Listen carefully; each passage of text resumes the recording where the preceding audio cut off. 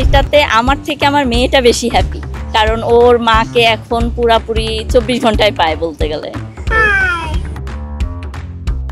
একজন মা তার চাকরি ছেড়ে দিয়েছেন তার সন্তানের জন্য, আর চাকরি ছেড়ে এই রাস্তার ধারে ফুটপাতে একটি ফুড কার্ট দিয়েছেন, আর সেই ফুড কার্টেই তিনি তার সন্তানকে সময় দেন, তার পাশাপাশি এই ব্যবসাটা চালান। আচ্ছা, এই ফুড কার্টটি ওর জন্য তৈরি হয়েছে এমনটি আপনি বলছিলেন, আসলে কিভাবে তৈরি হলো ফুড কার্টটি এবং কেন এটা ওর জন্য তৈরি হয়েছে এটা একটু জানাবেন। আসলে আমার মেয়ে, ওর নাম হচ্ছে এলিনা শ্যারন, ওর বয়স 2 বছর। এর আগে বেবিকে টেক কেয়ার করতেন আমার ইনলস। তো আমার শ্বশুর হঠাৎ করে ব্রেন স্ট্রোক করে, তারপর ওকে যে কেউ একটু রাখবে বাসাতে এরকম কেউ নাই, যার জন্য আমার জবটা ছেড়ে দিয়ে কিছু একটা করি। তো সেটা আমার হাজব্যান্ডকে যখন শেয়ার করলাম, তো তখন উনি আমাকে বললেন যে তুমি যেহেতু রান্নাবান্না ভালো পারো, তাহলে তুমি ফুডকার্টে ট্রাই করতে পারো একটা।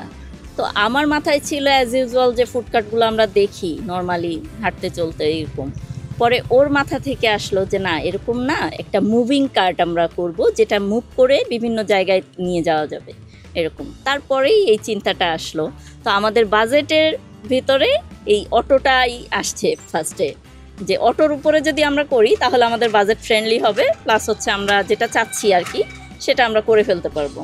ওই ডিজাইন করে সুন্দর করে কাস্টমাইজ করে এটা আমাকে তৈরি করে দিয়েছে।